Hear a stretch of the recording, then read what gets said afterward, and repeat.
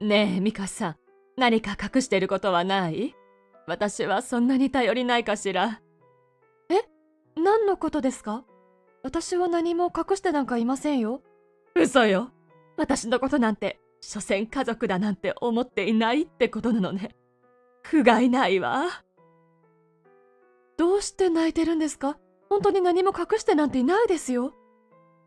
私の名前はミカ。今年で30歳になりました。結婚5年目になる今年も、夫との関係は良好で、特に不自由ない生活を送っていました。結婚前からしていた仕事を今も続けていて、夫婦揃って会社勤め。だから、金銭的な余裕も多少はあるし、時々旅行なんかにも行って楽しんでいます。幸い、義両親との関係性も良く、休みの日には一緒に食事に出かけることも少なくありません。このままこんな日々が続いていけばいいなと思っていたのですが、そう簡単にはいきません。少し前に義父の持病が悪化して他界してしまったのです。義母はショックのあまり塞ぎ込んでしまったし、私も夫もとても心配していました。夫には兄がいて、すでに結婚しています。遠方に住んでいるということもあり、定期的とは言えませんが、義兄は暇を見つけて会っていたよう。しかし、そんな時も私の義士にあたる光さんは、葬儀以降一度も顔を見せませんでした。しばらくして気持ちも落ち着いたのか、少しずつ笑顔も戻ってきた義母を見てほっとしていました。ミカさん、ありがとうね。気分転換に誘ってくれてよかったわ。いえいえ、私はこんなことしかできませんから。お母さんが少しでも元気でいてくれたら何より。その気持ちが嬉しいのよ。ありがとう。あなたたち夫婦にはとても助けられたわ。夫も義母のメンタルが回復したことをとても喜んでいました。困った時はお互い様ですから、少しでも助け合えたらと、そう思っていたのです。とはいえ、悲しみが消えることはないでしょう。私たち夫婦は、これまでよりもより定期的に義母と会うようになりました。ミカさん、この前差し入れてくれたケーキ、本当に美味しかったわね。こんなのはお好きかしら。わあ、今大人気のクッキーじゃないですか。これとても並びますよね。今度会った時に渡そうと思って並んでみたの。喜ぶ顔を想像したら、並ぶのなんてへっちゃらよ。嬉しいです。一緒にいただきましょう。私たちはよくある嫁姑問題からは無縁と言ってもいいほど仲良くできていたと思います。なんだか二人が集まるとすごく楽しそうだな。俺にも分けてくれよ。何？焼き餅焼いてるの？もちろん一緒に食べようよ。私たちはこんな冗談を交えて話ができるほどいい関係を築いていたはずなのです。でも最近になって義母の様子が少しおかしいような気がしてなりません。夫がいないタイミングを見計らい、私に何か言いたそうな顔をしている気がします。ミカさん。お母さん、どうしました？いえ、なんでもないの。そうですか？こんなやりとりを多いと一日に何度もするのです。最初に違和感を感じた日、私が皿洗いをしていたので、もしかしたらやり方がまずかったのかと思いました。もしかしてお皿の洗い方が違いました？洗剤が違うとか、スポンジはこれじゃないとか。いえ、そんなことないのよ。とてもきれいにしてくれてありがとう。そうですか、よかった。どうやら気を使っているわけでもなさそうで、原因はお皿洗いではないみたいです。次の時も似たような場面がありました。ミカさん、はい、どうしましたか？なんでもないわ。ごめんなさいね。あれ、もしかしてお茶が熱すぎましたか？すみません、温めすぎてしまって。いいのよ。これくらい熱い方が体が冷えなくていいわよね。私の問いかけが的外れなのか、本当に言うようなことではないのかわかりませんが、真意が見えません。ただ、何か言い出そうにしているのは事実で、何とか聞き出したいと思うのですが、こんな煮え切らないやりとりを何度も繰り返し、時は流れていきました。義父が亡くなって初めてのお盆。私は夫と義実家に向かいました。よく会っているので改めてという感じではないですが、義父の思い出話に花を咲かせていました。するとまた、義母が何か言いたそうにしています。美香さん、ね。お母さん、ずっと私に何か言いたそうにしていませんか？私が何かしてしまいましたか？やっぱりバレていたわよね。ね。美香さんは私に何か隠してないかしら。義母はとても心配そうな顔をしています。隠し事ですか？特に心当たりはないです。何か隠していそうですか？いいの、隠していないならね。でもやっぱり気になるわ。義母は私の目を見て泣きそうになりながら必死で伝えてくれました。生活に困っているのなら頼ってほしかったわ。お金のことは言いにくいかもしれないけど、借金をするには理由があるはずだし、あなたになら私はなるべく力を貸したいと思っているのよ。借金？何のことですか？私がお父さんのことで塞ぎ込んでいたから言いづらかった？こんな年寄りは頼りない？それとも本当は私のことなんて嫌いでできれば関わりたくないとかかしら。ちょっと待ってくださいよ。どういうことですか？私には心当たりすらないんです。そんなところまで気を使わなくていいのよ。はっきり言ってちょうだい。義母は目にいっぱいの涙をためて話します。私がどれだけ否定しても拉致が開かず、夫も交えて話すことに。母さん、どうしたんだよ、そんなに涙をためて。一度冷静になって話をしよう。夫が背中をさすりながら改めて話を聞くと、どうやら私の知らないところで不可解なことが起きているよう。つい最近、ひかりさんから連絡があったの。美香さんにお金を貸していて余裕がないって。ひかりさん？どうやら浮気が理由でお金が必要みたいで、極秘に相談されたから他の人に相談できないって。そのお金を貸したせいでお盆に帰ることができないっていうのよ。いくら貸したって言ってるんだ？25万円だって。不思議な金額だとは思ったの。でもその時はショックで冷静じゃなくて、現金書き留めで送るからそれで来てねって話したわ。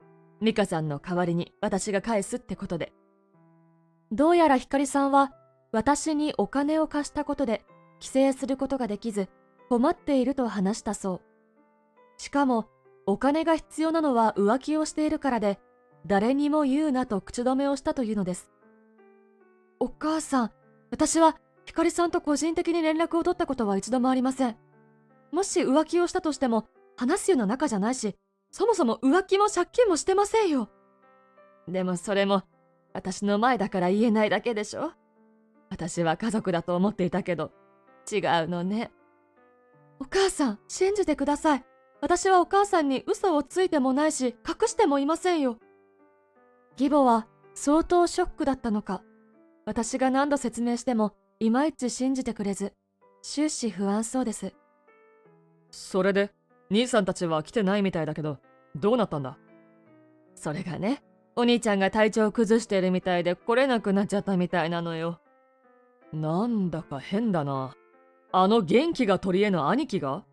ちょっと調査してみよう。夫は首をかしげながら義兄に電話をしていました。兄貴、体調悪いのか？何のことだ？やっぱりな。ちょっと今から実家に来れないか？確認したいことがあるんだ。夫は義兄を実家に呼び出し、緊急会議を始めました。母さんのところにひかりさんから連絡があって、美香に金を貸しているって話したみたいなんだ。そのせいで旅費が出せなくて帰省できないって。で、今日は兄貴の体調が優れず来れないと。俺はこの通り元気だけど。ひかりには来週になったって聞いたんだ。母さんの体調が悪いから延期になったって聞いた。連絡しようとしたら寝かせてあげなよって。なんだか雲行きが怪しくなってきました。なんかひかりさんに企みがありそうだな。美香は金を借りたことはないみたいなんだ。ひかりさんから何か聞いてないか？もしくは変な行動を見たとか。美香さんの話は出たことがないよ。多分最後にあったのは葬儀くらいだろ。ただちょっと思い当たる節はあるよ。最近帰りが遅いんだ。義兄は最近の光さんの行動について少し不審な点があると話しました。香水をたくさんつけて夜出ていくんだ。酒も飲んでるみたい。どこから金が湧くのやら。もし金が必要なんだとしたら、ミカから金を借りたことにして母さんから奪ってる可能性はないか？まさか自分の嫁がそんなことを。でも光ならやりかねないかも。義兄曰く、光さんはお金のことになると目の色を変えるようで、彼女ならやりかねないと。ちょっと呼び出して聞いてみよう。あまりにも行動がおかしいよ。私たちは光さんを呼び出すことにしました。一体どういうことなんだ？ミカさんに金を貸したって嘘をついたのか？光さんが到着するや否や怒り始めた義兄。怖い、急に何よ。光さん、事情を聞かせてもらえる？私が浮気してお金を借りたって？それは。お盆の規制は来週になったって言わなかったか？そんな事実ないみたいだけど。それもはっきり話してもらえる？場合によっては許さないから。私が問い詰めると、光さんは説明し始めました。どうやら最近になってホストに通い始め、歯止めが効かなくなり借金をするように。その返済に充てるため、私を出しにして義母からお金を吸い取ったというのです。私が浮気をしたことにすれば、誰かに言うこともないだろうと思ったのだとか。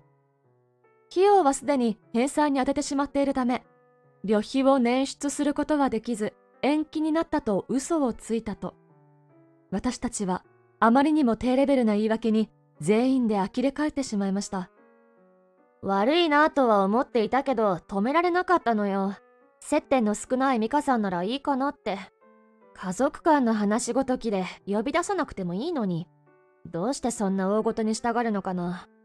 開き直るようなことを言う光さんに、私は開いた口が塞がりませんでした。あなたのせいでお母さんは私を疑っているし、私は浮気と借金をしたことにされていたのよ。もし夫が勘違いして揉めたらどうしてくれたの？名誉毀損で訴えることもできるんだよ。だから大げさじゃない？ちょっとお母さんにお金を借りる理由が欲しかっただけじゃない。どうしてそんなことができるの？お金が必要なら光さんも働いたらよかったんじゃない？あんたはプライドがないから共働きができるのよ。私にはそんな恥ずかしいことできないわ。貧乏だから働かなくちゃいけないんでしょ？パートに出たりしたらホストに笑われちゃう。はい？何か勘違いしてませんか？私は仕事が好きで続けているんですよ。それにお金が必要で働く人たちに失礼です。一生懸命頑張って何が悪いんですか？そういうムキになるところがだるいのよ。貧乏人ってことを大きくしたがるわよね。おい、お前本当に悪いと思ってるのか？思ってるわよ。謝ればいいの？すみません。ほら、これでいい？光さんの舐め切った態度に義兄が大激怒。いい加減にしろ。隠れてホスト通いして借金。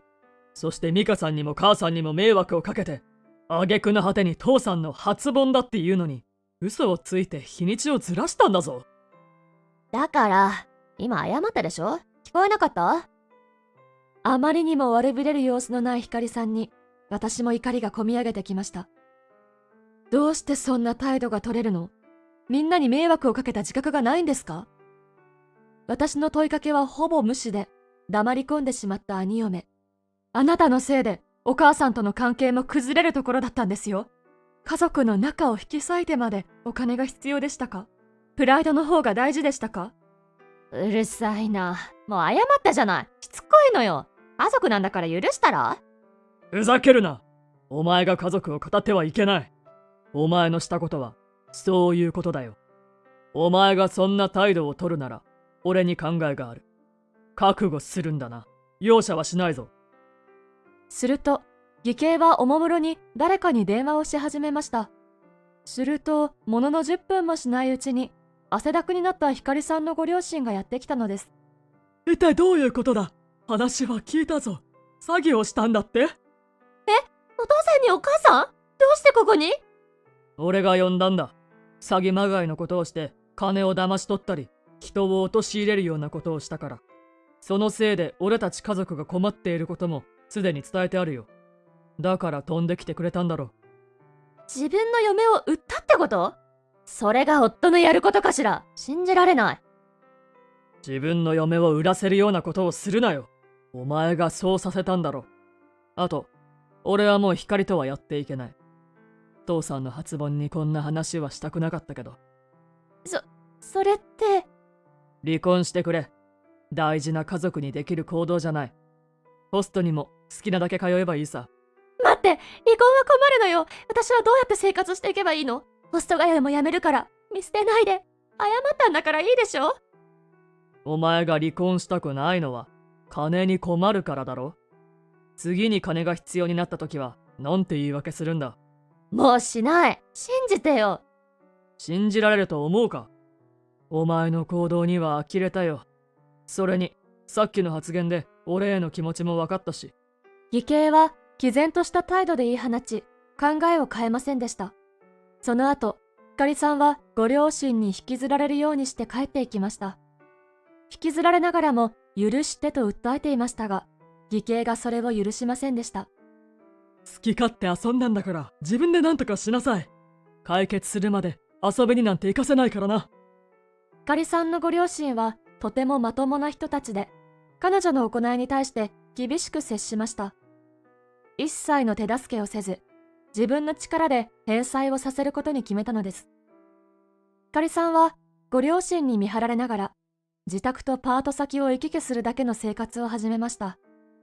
これまでろくに働いてこなかったこともあり、時給の高い仕事に就くことができませんでした。発給の仕事をコツコツと続け、少しずつ借金を返済しながら過ごしているみたい。やっとついた仕事ではあるものの、辛すぎて毎日泣く泣く通っているみたいですよ。ご両親が思ったよりもスパルタみたいで、ほぼ休む日などなく働いているんだと言います。義兄は宣言通り、離婚届を突きつけたそうです。どれだけ忙しそうにしていてもお構いなしで直接本人に渡したそうです。ご両親も納得していたので、記入を促してくれて、スムーズに提出まで済んだよう。本人は最後まで嫌がったみたいですが、誰も味方はいなかったようですね。私は光さんを訴えることはしませんでしたが、一連の流れを改めて義母に説明。そして、光さんとご両親、そして義兄に謝罪してもらって和解することにしました。私と義母の間には少しぎこちない空気が流れましたが、わだかまりが解け、笑い合えるようになりました。ごめんなさいね。私本当にショックで。何かあったらちゃんと相談してちょうだいね。もちろんです。私はお母さんに隠し事なんてしませんから、安心してくださいね。すぐに何が起きているのか分かったからよかったけど、このまま続いていたらと思うとゾッとしました。もし夫が浮気を疑ってきていたら、もしお金のことで関係がこじれていたら、家族を失いかねなかったと思うと、光さんへ怒りがこみ上げますが、ぐっとこらえます。義兄やご両親から十分に制裁されていますから、私はそっとしておくと決めたのです。それから光さんとは誰も連絡を取っていません。どうやら蓋を開けてみたら100万円以上の借金があったようです。発給すぎて全く借金は減っていかず、数年はかかると頭を抱えていたみたい。私にとっては知ったことではありませんが、なるべく長く反省してほしいと思っています。